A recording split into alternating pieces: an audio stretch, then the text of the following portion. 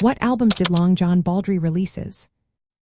If you are curious about the musical journey of Long John Baldry and the albums he released, you are in for a treat.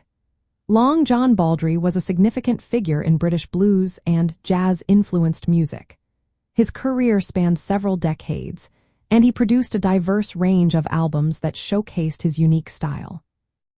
Baldry's early work laid the foundation for his musical identity.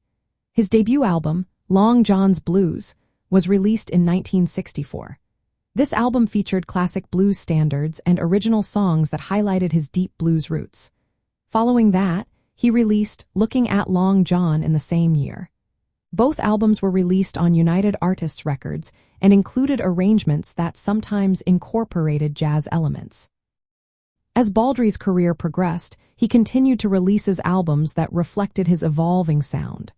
In 1967, he released Let the Heartaches Begin, which featured tracks with jazz-inspired arrangements. The use of brass sections and swing rhythms added a unique flair to his music.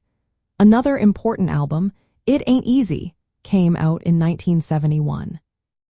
This album was produced by Elton John and Rod Stewart, showcasing Baldry's ability to blend blues, rock, and jazz influences seamlessly. In the late 1970s and 1980s, Baldry released several more albums, including Baldry's Out in 1979 and Boys in the Band in 1980. These albums continued to reflect his jazz and blues influences, with some tracks leaning more towards jazz phrasing. His album Rock with the Best, released in 1982, also featured a mix of styles that appealed to a wide audience. Later in his career, Baldry released compilations and live albums that highlighted his versatility. Right to Sing the Blues, released in 1996, and Looking at Long John Baldry, the United Artists years 1964-1966, in 2006, collected some of his best work. These albums provided a retrospective of his influence on British blues and jazz music. For fans of jazz and blues, Baldry's albums offer a fascinating look at how these genres can intersect. His use of brass, swing rhythms, and improvisational elements makes his music appealing to listeners interested in both styles. While he may not be strictly classified as a jazz artist, his recordings often included jazz influences, making his discography noteworthy for fans of crossover music.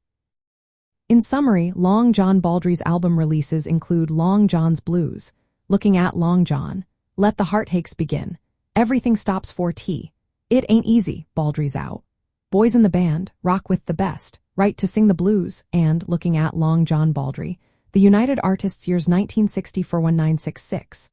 His work reflects a deep connection to blues and occasional forays into jazz, making him a key figure in the British blues scene.